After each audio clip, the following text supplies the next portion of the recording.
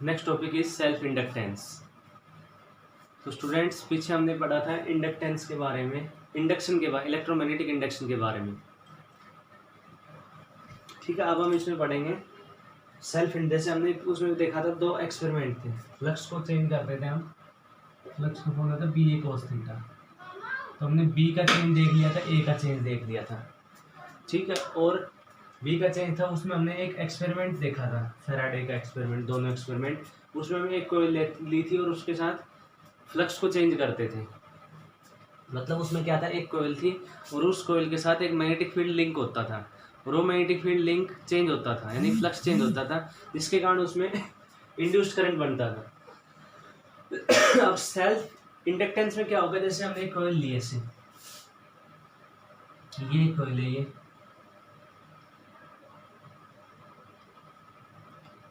जिसको हमने एक सेल से जोड़ दिया और यहाँ पे की लगा दी, ये की है और ये सेल है। अब उसमें तो ये था कि जैसे हम जो हमने एक्सपेरिमेंट पढ़ा था, वो ये था कि एक कोयल ली थी हमने और उसके साथ ऐसे गैल्वेनोमीटर लिया था, और उसके साथ फिर दूसरी कोयल ली थी जिसके साथ ये की ऐसे लगाई थी। तो इसमें हम फिर इसको ऑन करते थे, ऑन करते इसमें साथ फ्लक्स लिंक होता था, जो फ्लक्स लिंक को चेंज होता था। तो उसमें तो इसका मैग्नेटिक फील्ड इसके साथ लिंक हो रहा है, लेकिन इसमें क्या होगा, सेल्फ इंडक्टेंस, सेल्फ मतलब खुद का। ठीक है, तो इसमें क्या होगा कि जैसे ही हम यहाँ पे की को ऑन करेंगे, जैसे की ऑफ है, की ऑफ है, तो इसका मतलब इसका करंट कितना है, जीरो, करंट जीरो। तो मैग्नेटिक फील्ड भी कितना, जीरो, क्योंकि मैग्नेटिक फील्ड कितना बनता है, म्यू नॉट एन आई बनता है, सोलनॉइड है ये, म्यू नॉट एन आई होता है, और आई जीरो तो बी भी जीरो, और फिर फ्लक्स भी जीरो, क्योंकि आई जीरो तो बी जीरो और बी जीरो तो फ्लक्स जीरो। तो इसका मतलब इसका कितना फ्लक्स लिंक हो गया, जीरो। उसके बाद जैसे हमने की को ऑन किया, की को टैप कर दिया, हमने ऑन कर दिया, ये जैसे ही ऑन करेंगे तो करंट इसमें से फ्लो होने लग जाएगा ऐसे। तो करंट इसमें ऐसे फ्लो होगा, तो करंट इसमें इंक्रीज होगा जीरो से आई, क्योंकि एकदम से तो आई होगा नहीं। तो करंट इसमें देखो जीरो से आई हो रहा है, तो आई इसमें क्या हो रहा है, आई चेंज हो रहा है, तो बी भी चेंज होगा, फ्लक्स भी चेंज होगा। और जब फ्लक्स चेंज होता है तो क्या बनता है, ईएमएफ बनता है। तो इसमें एक ईएमएफ, इसमें एक ईएमएफ बनेगी, और ईएमएफ की डायरेक्शन क्या होगी, देखो हमने इस साइड ईएमएफ अप्लाई की है, ये है अप्लाइड ईएमएफ, क्योंकि हम ऐसे इसमें लगा रहे हैं ईएमएफ प्लस से माइनस। तो ये इसको देखो, पहले क्या था, ये ईएमएफ है, यहाँ पे करंट की वैल्यू जीरो थी, तो ये सब कुछ जीरो था, लेकिन जैसे हमने करंट को इसमें की को ऑन किया तो करंट की वैल्यू इसमें बढ़ी, ये जीरो टू आई, तो जीरो टू आई बढ़ेगी, तो उसमें क्या होगा, बी चेंज होगा, बी से फ्लक्स चेंज होगा, और फ्लक्स जब चेंज होता है तो क्या बनता है, ईएमएफ बनती है। तो इस ईएमएफ को अपोज करने के लिए, क्योंकि देखो इसमें अप्लाइड ईएमएफ के कारण ही तो इसमें वो इसके साथ वो लाइन लिंक हो रही है, पहले तो ये भी लाइन लिंक थी, फिर उसके बाद इसके साथ ऐसे लाइन लिंक होती गई है। तो ये अप्लाइड ईएमएफ को ये अपोज करने के लिए अपने अंदर एक ईएमएफ इंड्यूस्ड कर लेते, इसको क्या कहेंगे, इंड्यूस्ड ईएमएफ। क्योंकि देखो ये सब कुछ फ्लक्स चेंज हुआ किसके कारण, इस ईएमएफ के कारण हुआ, इसके कारण। तो इसको उसने क्या करना है, अपोज करना है, मतलब जीरो करना है। तो कैसे कैसे उसको जीरो करेगा, ये जो अप्लाइड ईएमएफ है उसके अपोजिट एक ईएमएफ इंड्यूस्ड कर दे, तो ये इंड्यूस्ड ईएमएफ की ऐसे हो जाएगी डायरेक्शन। तो इसमें देखो कोई कोयल नहीं है दूसरी जिसका मैग्नेटिक फील्ड इसके साथ लिंक हो रहा हो, फ्लक्स चेंज हो रहा हो, इसका खुद का मैग्नेटिक फील्ड है, खुद का फ्लक्स है, वही इस खुद के साथ लिंक हो रहा है, ठीक, और वही क्या हो रहा है, चेंज हो रहा है। तो सब कुछ इसमें खुद हो रहा है, इसलिए इसके अंदर जो इंड्यूस्ड जो ये मतलब फिनोमेना हो रहा है, इसको कहेंगे हम सेल्फ इंडक्टेंस। ठीक है, ये होता है सेल्फ इंडक्टेंस। तो इसमें लिखो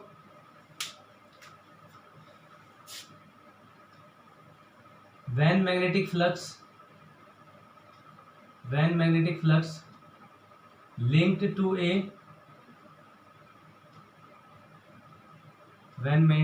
linked to a coil change itself,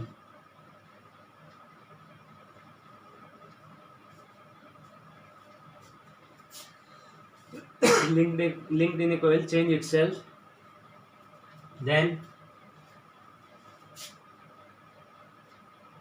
EMF is induced in the coil.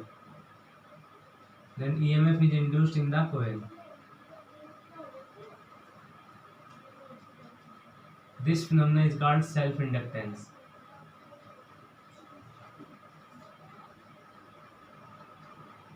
ठीक है, जो कुछ हो रहा है इसके अंदर खुद में हो रहा है, ये बाहर से सिर्फ फैराडे का सेकंड जो एक्सपेरिमेंट उसमें क्या था, दूसरी कॉइल थी, उसका फ्लक्स उसका उसकी जो मैग्नेटिक फील्ड लाइन उसके साथ लिंक होती है, मतलब उसका फ्लक्स उसके साथ लिंक होता था।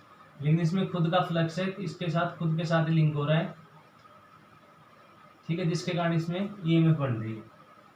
तो इसमें क्या कहेंगे, सेल्फ इंडक्टेंस। तो फिनोमेना तो वही है, मतलब हो वही रहा है इलेक्ट्रोमैग्नेटिक इंडक्शन, लेकिन इसमें खुद हो रहा है। और क्यों हो रहा है उसका कारण मैंने इसमें बता दिया। तो ये तो था जब की को ऑन करेंगे। ठीक है, व्हेन की इज क्लोज्ड। तो की क्लोज करेंगे तब उसमें क्या होगा, पहले तो आई जीरो, तो ये सब जीरो। जब की को क्लोज किया तो करंट इसमें इंक्रीज होगा 0 to I। ठीक है, 0 से जैसे 0.1 I, 0.2 I, 0.3 I, 0.4, 0.5।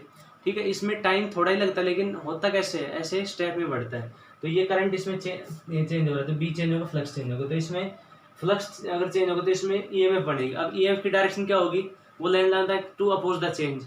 अब ये चेंज किसके कारण हो रहा है, इसके कारण हो रहा है कि हमने ईएमएफ जो इसमें अप्लाइड की इसके कारण।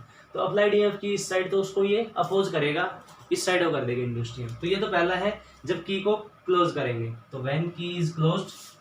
ठीक है, तो इसमें लिखेंगे, ये डायग्राम इसमें हम बनाएंगे। फिर उसके बाद पहले तो ये होगा इनिशियली।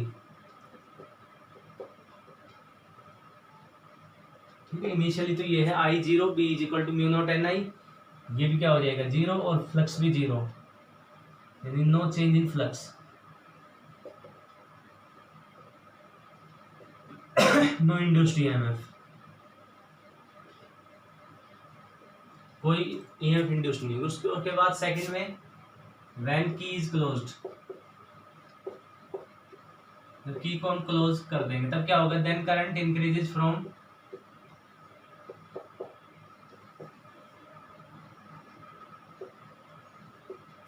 0 to I। करंट क्या होगा, इंक्रीज होगा 0 से I। तो बी भी क्या होगा इसमें, बी चेंजेस, क्योंकि बी का फॉर्मूला क्या है, म्यू नॉट एन आई। तो आई चेंज होगा तो ये बी चेंज, और फाई आल्सो चेंज, फ्लक्स भी चेंज होगा। इसलिए hence an induced EMF is generated to oppose the applied EMF. ठीक है, अप्लाइड ईएमएफ को अपोज करने के लिए। ठीक है, ये डायग्राम इसमें बनाना, अप्लाइड ईएमएफ हमने ऐसे की, इंड्यूस्ड ईएमएफ ऐसे। डायग्राम ये इसमें डायरेक्शन इसलिए जरूरी क्योंकि अगले स्टेप में फिर हम ये करेंगे कि व्हेन, अब हम की को ओपन कर रहे हैं, व्हेन की इज ओपन। तो की को ओपन किया तो हमने, तो इसमें क्या होगा, द करंट डिक्रीजेस। अब करंट होगा decreases from I to 0। Current I से क्या हो जाएगा, 0।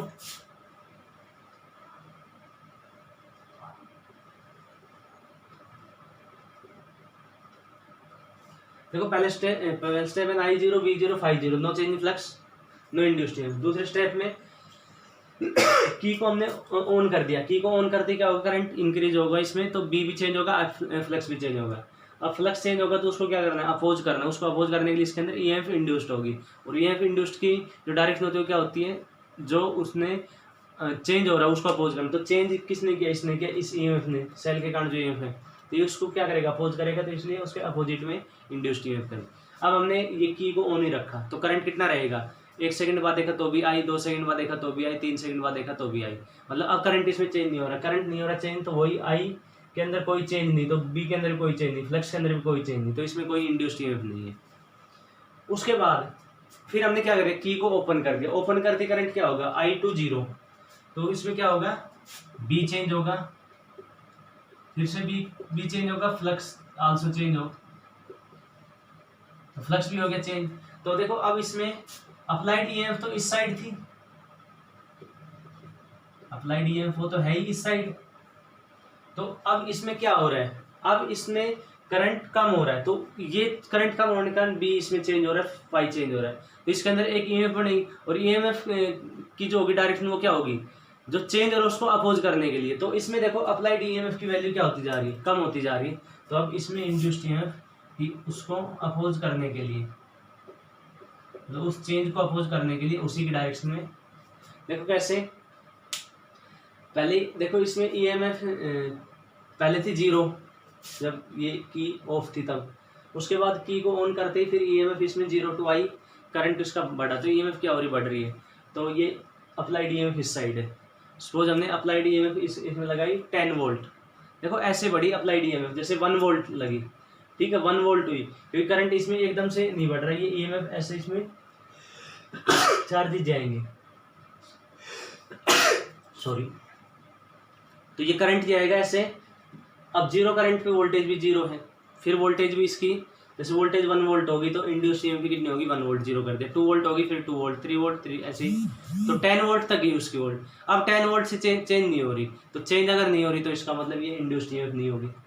अब जैसे हमने इसको ऑफ कर दिया तो उस 10 वोल्ट से ये कम होती जाएगी, 10 से हुई 9, तो अब ये क्या चाहती है, ये अब इंड्यूस्ड ईएमएफ क्या चाहती है कि वो कम ना हो, क्योंकि उसको तो क्या करना है, चेंज को अपोज करना है, क्योंकि जैसे हम इसको कर देंगे क्लोज, इसको ओपन कर देंगे तो क्या होगी, उसकी वोल्टेज घटती जाएगी, बाद में क्या हो जाएगी 0। तो 10 से हुई 9, तो उसने क्या किया, 1 वोल्ट उस साइड बना दी, उसको फिर से कितना कर दिया 10, फिर जैसे 9 से हुई वो 8, तो 2 बना के फिर से ऐसे कर, तो जब तक वो चेंज होती रहेगी तब तक वो नहीं हो जाएगी 0, तब तक इंड्यूस्ड ईएमएफ इसमें होती रहेगी इस साइड। फिर जैसे वो वोल्टेज 0 होगी, ठीक है, क्योंकि वोल्टेज उसमें धीरे धीरे कम होती जाएगी, क्योंकि एकदम से कम नहीं होती, V वोल्टेज दी तो फिर हमने की को ऑफ कर दिया, तो V से 0 होने में उसको टाइम लगेगा, ठीक है। जैसे करंट क्या था, पहले बढ़ा था 0 से आई, फिर आई से 0, तो अब इंड्यूस्ड ईएमएफ की अप्लाइड ईएमएफ कम हो रही, तो उसको क्या करेगी, उस चेंज को अपोज करना है इसको, तो अपोज करने के लिए उस साइड हो जाएगी इंड्यूस्ड ईएमएफ की डायरेक्शन। तो ये हमें ध्यान रखना है, इंड्यूस्ड ईएमएफ की क्या होगी डायरेक्शन, जब की को ऑन किया था तब तो उसके अपोजिट, क्यों, तब क्या था, वोल्टेज बढ़ रही थी, अप्लाइड जो ईएमएफ है वो बढ़ रही, तो उसको अपोज करना था, तो इसलिए अपोजिट डायरेक्शन में। इसमें क्या है कि की को हमने ऑफ कर दिया तो अप्लाइड ईएमएफ क्या हो रही है, कम हो रही है, तो उसको अपोज करना है, ठीक है, तो उसको अपोज करना है मतलब उसको ज़्यादा रखना है, तो ये क्या करेगा, उसी की साइड कर देगा इंड्यूस्ड ईएमएफ। तो ये जो फिनोमेनन इसको बोलते हैं हम सेल्फ इंडक्टेंस। अब ये सेल्फ इंडक्टेंस है, इसके लिए कुछ कैलकुलेशन है, ये किसके ऊपर वो करती है, डिपेंड। तो देखो ये फ्लक्स है, मैग्नेटिक फ्लक्स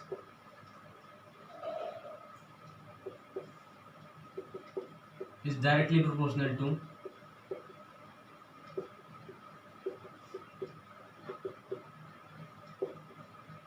करंट,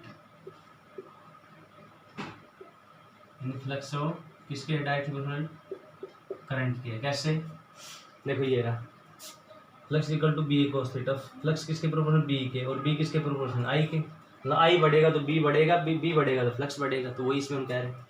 जैसे फ्लक्स का फॉर्मूला है बी ए कोस थीटा, तो बी की जगह पुट कर दिया हमने म्यू नॉट एन आई, और यहाँ पे ए कोस थीटा। तो अब देखो इसमें ये फ्लक्स और ये आई क्या है, दोनों डायरेक्टली प्रोपोर्शनल, ये कांस्टेंट ले ले बाकी चीज़ें, तो क्या हो जाएगा, फाई इज डायरेक्शनल टू आई। तो यहाँ पे मैग्नेटिक फ्लक्स ये डायरेक्टली प्रोपोर्शनल को हटाने के लिए हम एक कांस्टेंट यूज करते हैं एल, ये जो एल है इसको बोलते हैं हम कोफिशिएंट ऑफ सेल्फ इंडक्टेंस, ठीक है। यहाँ पे लिखेंगे वेयर एल इज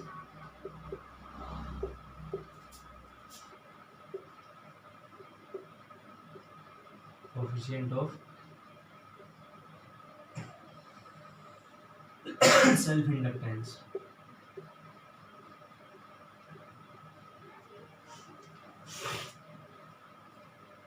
एल है यहाँ पे कोफिशिएंट ऑफ सेल्फ इंडक्टेंस, ठीक है। एल की ये आ जाएगा फाई अपॉन आई के ऊपर, जैसे हमने वो पढ़ा था V is equal to R I, Ohm's law में V is equal to R I वो था, ठीक है। और Q is equal to C V, capacitance में क्या था, C था कैपेसिटेंस, और रेजिस्टेंस में क्या था, R था, ऐसे इंडक्टेंस में L। तो ये तीन मेन कंपोनेंट होते हैं किसी भी सर्किट के, कैपेसिटेंस के बारे में पढ़ चुके हैं, ठीक है, रेजिस्टेंस के बारे में पढ़ चुके, अब हम इंडक्टेंस के बारे में पढ़ेंगे। और ये इंडक्टेंस सेल्फ इंडक्टेंस मतलब खुद सब कुछ हो रहा है तो उसको सेल्फ बोल देते हैं। आगे फिर हम एक पढ़ेंगे म्यूचुअल, कि इसके पास अगर एक वो रखते हैं, जैसे जो फेराडे का एक्सपेरिमेंट तो उसमें क्या रखी थी, 2 कोयल ली थी, तो दोनों कोयल में जो हो रहा है वो उसको बोलते हैं म्यूचुअल इंडक्टेंस। ठीक है, उसको हम बाद में पढ़ेंगे। तो यहाँ पे फ्लक्स डायरेक्शनल टू आई, तो ये आगे flux is equal to L I, तो L is equal to 5 upon I. अब यहाँ पे एक नई क्वांटिटी है सेल्फ इंडक्टेंस, तो इसकी यूनिट ऑफ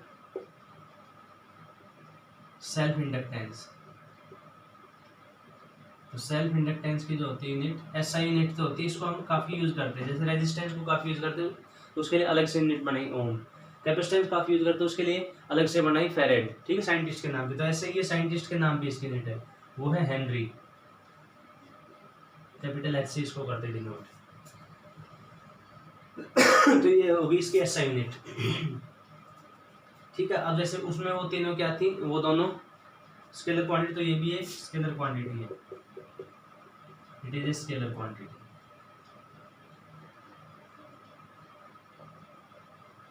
ठीक है, डायमेंशन इसका निकाल लेंगे,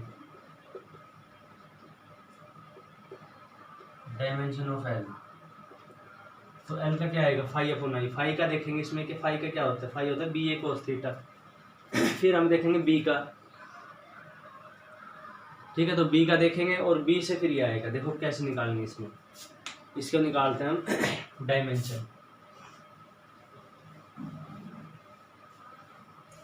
हमारा मेन काम है इसमें फाई की निकाल, तो फाई क्या होता है, फाई की बी ए कोस थीटा।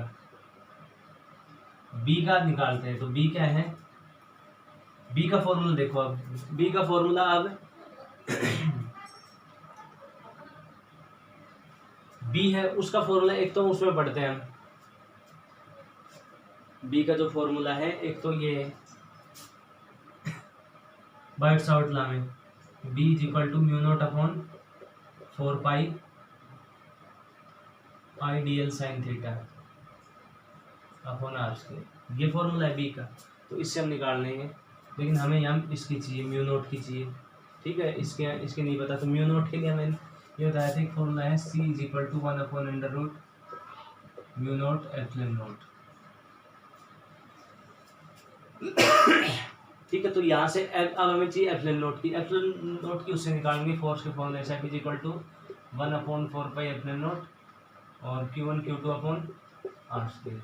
ठीक है, तो इसकी तो निकालेंगे डायमेंशन। कैसे निकालेंगे, एप्सिलॉन नोट की यहाँ से निकाल लेंगे। एप्सिलॉन नोट की क्या आएगी, देखो ये आएगी 1 upon 4 pi F into Q1 Q2 upon R square. तो एप्सिलॉन नोट कितना आ जाएगा, Q1 Q2 कूलम स्क्वायर हो गया ये, और नीचे 4 पाई की कुछ नहीं आएगी, और फोर्स की न्यूटन, और ये मीटर स्क्वायर, ये आ गई एप्सिलॉन नोट की। यहाँ से जैसे ये आ गया C square is equal to 1 upon mu naught epsilon naught. तो यहाँ से म्यू नॉट कीजिए, तो म्यू नॉट की क्या आएगी 1 upon C square epsilon naught. तो mu naught is equal to 1 upon C square. तो सी क्या है, स्पीड ऑफ लाइट, तो उसकी क्या होगी मीटर पर सेकंड, उसका क्या हो जाएगा स्क्वायर, और एप्सिलॉन नोट की ये है ही, एप्सिलॉन नोट की है ही coulomb square upon newton metre square. ठीक है, ये आ गई एप्सिलॉन नोट की। अब यहाँ पुट कर देते बी फॉर्मूले में, B is equal to mu naught, तो ये तो चला जाएगा ऊपर, mu naught is equal to newton metre square, तो ऊपर गया, और नीचे क्या बच जाएगा मीटर का स्क्वायर, मीटर का स्क्वायर और सेकंड की पावर -2 और कूलम स्क्वायर। तो ये आएगा म्यू नोट की, तो newton metre square upon metre square S -2 और कूलम स्क्वायर, ये हो गया अपॉन 4 पाई की कोई वो नहीं होगी डायमेंशन, इनटू आई की क्या होगी करंट की, तो यही होती है, डीएल की लेंथ की क्या होती है मीटर होती है, साइन थीटा क्या होता है डायमेंशन लेस, ये मीटर स्क्वायर, तो ये मीटर स्क्वायर से मीटर स्क्वायर कैंसिल। ठीक है, और ये 1 मीटर से 1 मीटर कैंसिल। तो बी की क्या आ गई यहाँ पे न्यूटन। ठीक है, न्यूटन आ गया, और यहाँ पे ये एम्पियर है ही, और सेकंड ऊपर जाएगा तो, और कूलम की पावर -2, मीटर की पावर 1 है तो ऊपर जाएगी मीटर की पावर -1 होगी। अब देखो फ्लक्स का फॉर्मूला उसमें पुट करते हैं, बी ए कोस थीटा, तो बी की N A S square C minus two M minus one into area, ये ना फ्लक्स का formula B A cos theta. तो बी कितनी होगी, एरिया क्या होगी मीटर स्क्वायर, और कोस थीटा को डायमेंशन लेस हो, तो फ्लक्स का आ गया N A S square coulomb की पावर माइनस टू, और ये मीटर की पावर वन हो जाएगी। ये आ गया। अब यहाँ फ्लक्स के लिए पुट करेंगे N A S two C minus two M one, और नीचे है करंट, करंट क्या हो जाएगी ए, तो ए से ए कैंसिल, तो ये बच गया न्यूटन। न्यूटन क्या होती है फोर्स का, तो M L T minus two. Second square time, तो टाइम का स्केयर हो गया ये। कूलम की पावर माइनस टू, इसका क्या होता है कूलम का, कूलम का होता है ए टी, तो ए टी की पावर माइनस टू, और मीटर की एल।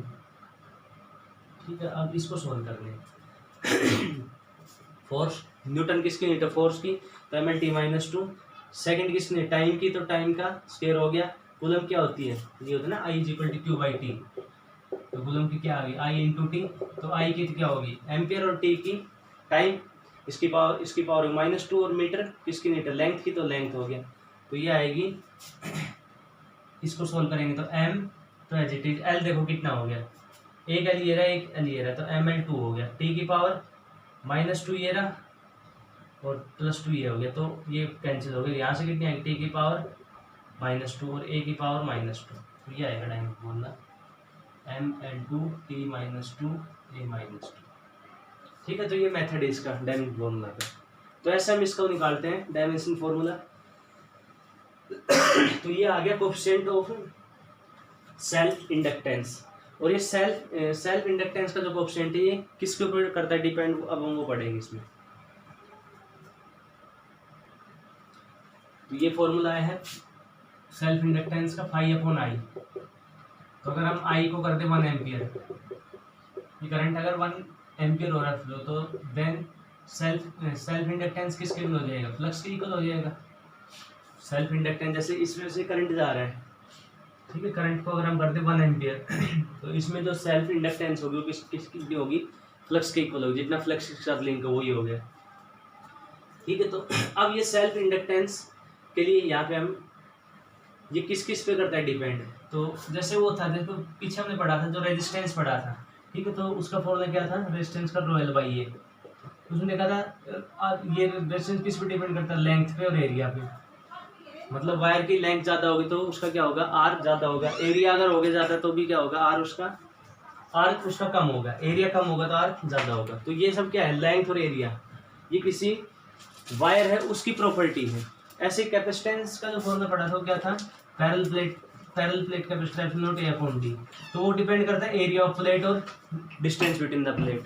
जो प्लेट लेते तो उसका एरिया और उनके बीच में डिस्टेंस, ठीक है, तो वो भी किसकी होगी वो ज्योमेट्री होगी उसकी, मतलब देखो ज्योमेट्री मतलब वो डायमेंशन होगी उसकी। जैसे ये भी क्या है डायमेंशन है, जो वायर उसकी लेंथ कितनी है एरिया कितना है ऐसे प्लेट का एरिया कितना है प्लेट के बीच क्या है डिस्टेंस, तो डायमेंशन होगी वो। तो ऐसे ये सेल्फ इंडक्टेंस भी डायमेंशन के ऊपर करता है डिपेंड, मतलब जो हम वायर ले रहे हैं जैसे ये वायर है तो इसकी डायमेंशन पे करता है, इसके डायमेंशन देखो क्या कि कितनी टर्न है इसके अंदर, कितनी इसकी लेंथ है, और एक चीज़ और होती है सोलेनोइड के अंदर टर्न डेंसिटी, तो कितनी उसकी टर्न डेंसिटी है, कितना इसका एरिया है। बिल्कुल वैसे जैसे वो करते डिपेंड, जैसे रेजिस्टेंस करता था कैपेसिटेंस करता था वो ज्योमेट्री पे करता था, ठीक है, ज्योमेट्री मतलब डायमेंशन ऑफ द वायर के ऊपर, और तो ऐसे ये किस पे करता है डिपेंड, ये भी डायमेंशन पे करता है। तो यहाँ पे लिखेंगे self inductance depends on geometry of the coil. ठीक है, ये तो हम इसमें पीछे जो पढ़ा था रेजिस्टेंस कैपेसिटेंस और उसके बेस पे इसमें बता रहे हैं, अभी इसमें वो भी करेंगे प्रूव कि किस किस पे करता है डिपेंड। ठीक है, तो अब इसकी डेरिवेशन करते हैं हम सेल्फ इंडक्टेंस की इसकी कोएफिशिएंट ऑफ सेल्फ इंडक्टेंस की। ठीक है, तो ज्योमेट्री पे करता है डिपेंड, वो चीज़ हम अब इसमें प्रूव करेंगे। तो next is derivation of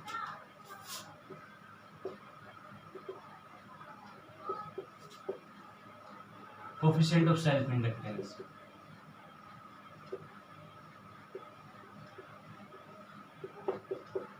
self inductance coefficient है उसकी हम करेंगे डेरिवेशन। तो हमने ये कॉइल ली, ठीक है, ये कॉइल ली, तो late the coil has turn density. Turn density क्या होती है? Number of turns per unit length, मतलब इसकी यूनिट लेंथ में कितनी टर्न आ रही। Late the coil has turn density and length is L और A is area of the coil. Area, ये जो एरिया जैसे यहाँ से देख रही है ये एरिया, ठीक है, ना कि इसका वायर का एरिया, ये एरिया है पूरा। तो एरिया ऑफ द कॉइल, तो ये हमने मान लिया, let the coil turn density and length is L and A is area of the coil, ठीक है। तो इसके अंदर टोटल टर्न कितनी है? Then total turns n। तो टोटल टर्न कितनी होगी? यूनिट लेंथ के अंदर कितनी आ रही है? Small n। जैसे इसकी टोटल लेंथ है L, तो यूनिट लेंथ मतलब 1 मीटर के अंदर कितनी आ रही है? Small n। 2 मीटर के अंदर 2n, 3 मीटर के अंदर 3n और L मीटर के अंदर nl। तो ये आएगी n इंटू L, ठीक है। ये होगी इसकी मतलब ज्योमेट्री जिसके हम बात करें डायमेंशन के बारे में। अब इसका हम निकालते फॉर्मूला, ये डेरिवेशन। अब अभी हमने पढ़ा था कोएफिशिएंट ये सेल्फ इंडक्टेंस का फाई अपॉन आई होता है, ठीक है। अब हमें फाई चाहिए और इसमें करंट तो आई फ्लो कर रहा है, तो इसमें हमें फ्लक्स चाहिए। फ्लक्स कितना होगा? तो फ्लक्स का फॉर्मूला है BA cos थीटा, ठीक है। तो यहाँ लिखते हैं flux linked with 1 turn, flux linked with 1 turn, एक टर्न की बात हो रही है। एक टर्न के साथ कितना होता है? BA cos theta, n turn के साथ NB cos थीटा। तो ये फ्लक्स हो गया कितना? B इंटू A और cos 0, एंगल बनेगा 0। क्यों? क्योंकि ये मैग्नेटिक फील्ड और एरिया वेक्टर के बीच में एंगल है। तो ये तो जैसे इसमें एरिया वेक्टर के बीच में एंगल देख कैसे बन रहा है, ये है एक टर्न इसकी। तो अब सोलेनोइड के कारण हमने मैग्नेटिक फील्ड पढ़ा था, वो क्या होता है अंदर ऐसे होता है एक्सिस के अलोंग। तो ऐसे मैग्नेटिक फील्ड और ऐसे ही क्या हो गया उसका एरिया वेक्टर, तो दोनों के बीच में एंगल कितना हो गया? 0 डिग्री। तो ये कितना हो गया? BA cos 0। तो फ्लक्स कितना आ गया? B into A। ये आ गया फ्लक्स लिंक्ड विद 1 टर्न। उसके बाद flux linked with n turns, total turns के साथ। तो टोटल टर्न्स के साथ कितना होगा? टोटल टर्न्स n, उसके साथ कितना हो जाएगा? NBA। ये आ गया टोटल टर्न के साथ आ गया NBA। ये तो आ गया flux linked with total turn. अब इस फॉर्मूले ये आया टोटल फ्लक्स NBA। अब मैग्नेटिक फील्ड कितना बनता है? जो सोलेनोइड के अंदर मैग्नेटिक फील्ड बनता है वो हम पहले कर चुके, कितना बनता है? Mu naught NI into A। यहाँ लिख लेंगे because B due to solenoid is, solenoid का जो B बनता है कितना होता है? Mu naught NI। ये हम पढ़ चुके हैं एम्पियर सर्किट लॉ की एप्लीकेशन। तो म्यू नॉट NI हो गया इंटू A, ठीक है। तो फ्लक्स ये आ गया टोटल टर्न के साथ N mu naught NI into A। अब पुट कर देते हैं इस इक्वेशन में, पुट इन इक्वेशन फर्स्ट। तो फर्स्ट के अंदर पुट करते हैं तो L की वैल्यू कितनी आ गई? 5। 5 की जगह N mu naught NIA upon I। तो ये I से I कैंसिल हो गया, तो सेल्फ इंडक्टेंस कितना आ गया? ये आ गया mu naught NA small n, ये आएगा L का फॉर्मूला म्यू नॉट NaN। दूसरा देखो n की जगह हम क्या पुट कर सकते हैं? If n is equal to, ये रहा n इंटू L है जो हमने पढ़ा था total term n into L। तो यहाँ से फॉर्मूला क्या आ गया? ये आ गया L की जगह जैसे इसमें पुट करेंगे तो फ्लक्स कितना आ जाएगा इसमें? म्यू नॉट और n की जगह हो गया n इंटू L और A इंटू N। तो कितना आएगा फ्लक्स? कितना? फ्लक्स नहीं L। तो सेल्फ इंडक्टेंस आ जाएगा mu naught N square L ए, ये आएगा सेल्फ इंडक्टेंस। तो देखो दोनों फॉर्मूले में म्यू नॉट तो कांस्टेंट हो गया, एन क्या है टोटल टर्न, टोटल टर्न के ऊपर डिपेंड कर सेल्फ इंडक्टेंस। टोटल टर्न हमारे हाथ में कितनी टर्न उसमें कर दे, ऐसे जैसे इसके अंदर 10 टर्न कर दी, 20 कर दी, तो वो ज्योमेट्री होगी उसकी, मतलब कंस्ट्रक्शन ही होगी उसकी, इसकी कोयल की। एरिया उसका एरिया, ये एरिया ठीक है, ये ज़्यादा कर दिया, एरिया ज़्यादा कर देंगे सेल्फ इंडक्टेंस बढ़ जाएगा। और स्मॉल एन क्या है, टर्न डेंसिटी। टर्न डेंसिटी भी हमारे हाथ में है, क्योंकि एक बार मैन्युफैक्चर कर दी तो कॉन्स्टेंट होगी, कि उसमें हम पास को रखें, टर्न डेंसिटी क्या हो जाएगी ज़्यादा। अगर जैसे ये है, ये मान लो डिस्टेंस है 1 मीटर सपोज करते हैं, तो इसमें हमने दूर रखे टर्न, तो इसमें 5 टर्न आई, हमने और पास करे तो 10 टर्न आई, तो टर्न डेंसिटी वो भी हमारे हाथ में। ठीक है, तो ये आएगा एल का फॉर्मूला। ठीक है, तो L is equal to mu naught N A N ये, और दूसरा L is equal to mu naught N square L A. इसमें देखो एक चीज और, L is equal to mu naught N की जगह पुट कर देते हैं, स्मॉल एन की जगह क्या आ जाएगा, कैपिटल एन बाई एल, ये पुट करते हैं तो कैपिटल एन बाई एल, तो एन का स्क्वायर हो जाएगा N square L square into L into A, तो एक एल से एल हो जाएगा कैंसिल, तो एल की वैल्यू कितनी आ गई, म्यू नॉट एन स्क्वायर हो गया ये, ठीक है, और एक एल कैंसिल हो गया, एल इंटू ए,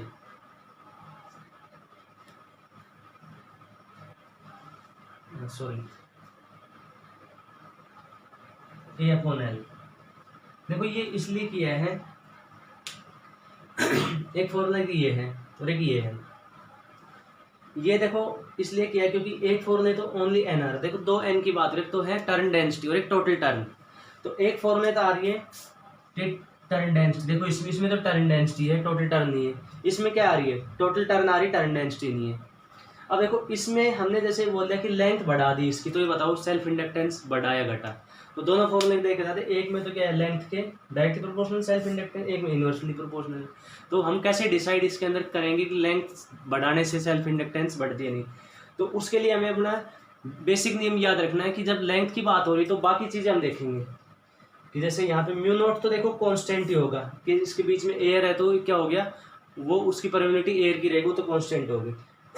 बाकी इसमें क्या बच गया, एरिया, जैसे एरिया हम चेंज नहीं कर रहे, तो दो चीज की बात हो रही, तो पहले फॉर्मूला जब यूज करेंगे तो उसमें क्या होगा कि एन कांस्टेंट होगा, स्मॉल एन टर्न डेंसिटी, कि लेंथ बढ़ा रहे तो turn density constant, turn density मतलब कैसे कि हमने ये एक वायर ली 1 मीटर की, एक कोयल ली 1 मीटर, तो इसके अंदर 10 टर्न आ रही है, तो हमने क्या किया, इससे डबल लेंथ की ले ली लेंथ, तो उसमें भी 10 टर्न है 1 मीटर में, तो हम क्या कहेंगे टर्न डेंसिटी सेम है, तो उस टाइम क्या होगा, सेल्फ इंडक्टेंस लेंथ से क्या होगा डायरेक्टली प्रोपोर्शनल। मतलब देखो जैसे हमने एक कोयल ली है ऐसे, उसके बाद दूसरी कोयल ली इससे डबल लेंथ की, तो हमने देखा कि पहली जो कोयल थी उसकी टर्न डेंसिटी भी 10 थी, और अब जो हमने जिसमें जोड़ दी तो भी टर्न डेंसिटी कितनी आ रही, 10 ही आ रही, तो टर्न डेंसिटी क्या है कांस्टेंट, तो ये सेल्फ इंडक्टेंस किस पे डिपेंड करेगा, लेंथ पे। अगर टर्न डेंसिटी कांस्टेंट नहीं है और ये कांस्टेंट है, टोटल नंबर ऑफ टर्न कैसे कांस्टेंट हो सकती है कि जैसे पहले तो हमने क्या किया, ये ली कोयल ली, उसके बाद इसको हमने खींच दिया और खींच के इसकी लेंथ कर दी डबल, तो पहले इसके अब टोटल टर्न तो हमने उसके अंदर इतनी रखी, पहले 20 थी तो अभी 20 रखी, वही खींच के हमने उनको ही किया है, तो 20 ही टर्न है वो, तो अब लेंथ के क्या होगा, सेल्फ इंडक्टेंस इनवर्सली प्रोपोर्शनल। तो हमें इसमें ये डायरेक्टली प्रोपोर्शनल इनवर्सली प्रोपोर्शनल तब पता चलता है बाकी क्वांटिटी को देख के, ठीक है, तो बाकी क्वांटिटीज में देखेंगे टोटल टर्न ये एन और टर्न डेंसिटी इसके ऊपर डिपेंड करता है, ठीक है, तो ये हो गया कोफिशिएंट ऑफ सेल्फ इंडक्टेंस की डेरिवेशन। तो इसमें क्या पता चलता है कि ये देखो कि किसी फॉर्मूले देखो सब में क्या आ रहा है, turn density, total turn, length, area, तो ये इसके डायमेंशन के ऊपर डिपेंड करे टर्न की, कि लेंथ इसकी, अगर लेंथ तो इसकी ये होगी, ये इसकी लेंथ है ऐसे, ये है इसकी लेंथ और ये है एरिया, ये एरिया है, ये एरिया हो गया इसका, ठीक है, और total turn density, total turn in 1 metre, तो ये आ गया इसमें। अब उसके बाद इसमें देखो, अब इसमें फैराडे का जो सेकंड लॉ है वो हम इसमें अप्लाई करते हैं, जिसमें ईएमएफ कितनी होगी इसके अंदर इंड्यूस्ड, तो ईएमएफ का फॉर्मूला है according to Faraday second law, according to Faraday second law, तो फैराडे का सेकंड लॉ उसमें ईएमएफ किसके इक्वल होती है, minus D phi by D T. ये है फैराडे का सेकंड लॉ। तो E is equal to minus D phi by D T. तो ये आएगी EMF is equal to minus D upon D T. Phi की वैल्यू अभी हम निकाल कितनी आई है, L इंटू आई। ठीक है, तो ईएमएफ कितनी आएगी, L तो कांस्टेंट है क्योंकि जब हम इसमें करंट वगैरह चेंज कर रहे हैं, इसमें करंट चेंज हो रहा है तो उसमें L के ऊपर कोई फर्क नहीं पड़ा क्योंकि L का फॉर्मूला हमने अभी पढ़ा वो डायमेंशन के ऊपर डिपेंड कर। जैसे हमने एक बार ये कोयल ले ली तो उसकी लेंथ एरिया वो फिक्स हो गया, total number of turn fix होगी वो, या टर्न डेंसिटी फिक्स होगी। वो करंट इसमें जैसे कम ज़्यादा करे उसके ऊपर नहीं करे डिपेंड हो। तो L तो कांस्टेंट होगा, वो आगे बाहर माइनस L और ये हो गया D I by D T. ठीक है, तो माइनस तो इसमें किस चीज़ को शो कर रहा है, माइनस तो इसमें उस चीज़ को शो कर रहा है कि अपोज करना है कि अप्लाइड ईएमएफ ऐसे लगाएं तो इंड्यूस उसके अपोजिट होगा। ईएमएफ का अगर हम मैग्नीट्यूड ले तो कितना होगा वो, L d I by D T. ठीक है, तो यहाँ नेगेटिव साइन तो क्या बता रहा है, negative sign shows oppose, oppose करना है उसको। ठीक है, अगर वो ये तो ये आ गया L d I by D T. तो यहाँ से L आ गया E upon D I by D T, या इसमें लिखेंगे क्योंकि हम ईएमएफ इसमें निकाल रहे, तो E is equal to L d I by D t. अब इसमें अगर हम d I by D T को, if D I by D T को कर दें हम 1 एम्पियर पर सेकेंड, मतलब चेंज इन करंट इसमें कर दे 1 एम्पियर पर सेकेंड। जैसे यहाँ पे 5 एम्पियर करंट 5 सेकंड में गया तो 5 एम्पियर करंट 5 सेकंड में चेंज हो रहा, तो 1 सेकंड कितना हो, 1 एम्पियर। तो ऐसे कर दे, तो if D I by D T को कर दे 1 ampere per second, then E is equal to L। तो उस टाइम जो ईएमएफ आएगी, उस टाइम जो ईएमएफ आएगी वही क्या होगा उसका सेल्फ इंडक्टेंस। एक तो है सेल्फ इंडक्टेंस का ये फॉर्मूला जो हमने अभी किया, mu naught N square A L, ये फॉर्मूला है। दूसरा अगर हम इसमें कैलकुलेट करना चाहते तो हम तो इसमें कैसे करेंगे, देखो इसमें हम ऐसे करेंगे कि यहाँ पे हम इसके अंदर जो D I by D T कितना कर देंगे 1 एम्पियर पर सेकेंड, मतलब चेंज इन करंट वो कर देंगे 1 एम्पियर पर सेकेंड। ठीक है, वो हमारे हाथ में, हम यहाँ पे ऐसा कुछ अरेंजमेंट कर देंगे करंट का चेंज 1 एम्पियर पर सेकेंड हो। तो 1 एम्पियर पर सेकेंड जब करंट का चेंज होगा उस टाइम इसमें ईएमएफ, अब ईएमएफ हम यहाँ पे कैसे मेजर कर देंगे, यहाँ वोल्ट मीटर लगा देंगे, यहाँ पे हमने वोल्ट मीटर लगा देंगे। लेकिन ये वोल्ट मीटर तो किसके अक्रॉस वो करेगा पोटेंशियल मेजर, इस बैटरी के अक्रॉस। तो इसमें देखो कैसे कि जैसे हमने ये ऑन रखी थी और फिर उसको ऑफ कर दिया, अब ऑफ कर दिया तो ये कनेक्शन हट गया, तो अब इसमें वोल्टेज जो बन रही है, ऑफ करेंगे तो करंट इसमें कम होगा I से 0। तो अब इसमें ईएमएफ बन रही है वो किसके कारण बन रही है, सिर्फ इसके कारण बन रही है, क्योंकि ये तो ऑफ होगी बैटरी, तो यहाँ से ऑफ कर दिया तो बैटरी तो काम नहीं करी। तो अब इसमें इंड्यूस्ड ईएमएफ बन रही है वो सिर्फ किसके कारण बन रही है, वो इलेक्ट्रोमैग्नेटिक इंडक्शन के कारण बन रही है। तो अब जो वोल्टेज मेजर करेगा तो ये वोल्ट मीटर इसके ही अक्रॉस करेगा इंड्यूस्ड ईएमएफ को। देखो पहले अगर मान लो की को ऑन कर दे तो क्या होता है, इसकी वोल्टेज भी जाती और उसकी भी जाती, तो ये वोल्ट मीटर इसकी मेजर करता है क्योंकि इसके अक्रॉस ये लगा हुआ है और इसके अक्रॉस लगा हुआ है। तो हमें ये नहीं पता चलता कि वो कौन सी इसमें कर रहा है, इंड्यूस्ड कर रहा है या अप्लाइड कर रहा है मेजर। तो हमें कैसे पता चलेगा इंड्यूस्ड, तो इंड्यूस्ड कैसे मेजर करेंगे, इसको ऑफ कर देंगे, ऑफ कर देंगे तो करंट क्या हो जाएगा I से 0। तो अब ये अप्लाइड वोल्टेज तो है ही नहीं, तो अब इसके अंदर ये हो रही है वो कौन सी है, इंड्यूस्ड है, तो ये इंड्यूस्ड को मेजर कर देगा। तो जितनी इंड्यूस्ड ईएमएफ आएगी वही क्या है उसका सेल्फ इंडक्टेंस। तो ये इसके अंदर सेल्फ इंडक्टेंस इस एकदम इस ये ऐसे कैलकुलेट करते हैं। ठीक है, तो इसमें लिखो self inductance of a coil is equal to self inductance of a coil is equal to induced EMF, self inductance of a coil is equal to induced EMF when the rate of change of current is 1 ampere per second, rate of change of current is 1 ampere per second। ठीक है, तो ये self inductance के बारे में हमने पढ़ा है। अब इसका एक पार्ट है, नेक्स्ट पार्ट वो हम इसमें कल पढ़ेंगे, जिसमें हम ये पढ़ते हैं कुछ कंसेप्चुअल क्वेश्चन। ठीक है, जो मतलब इंटरेस्टिंग वे क्वेश्चन वो पूछे जाते हैं।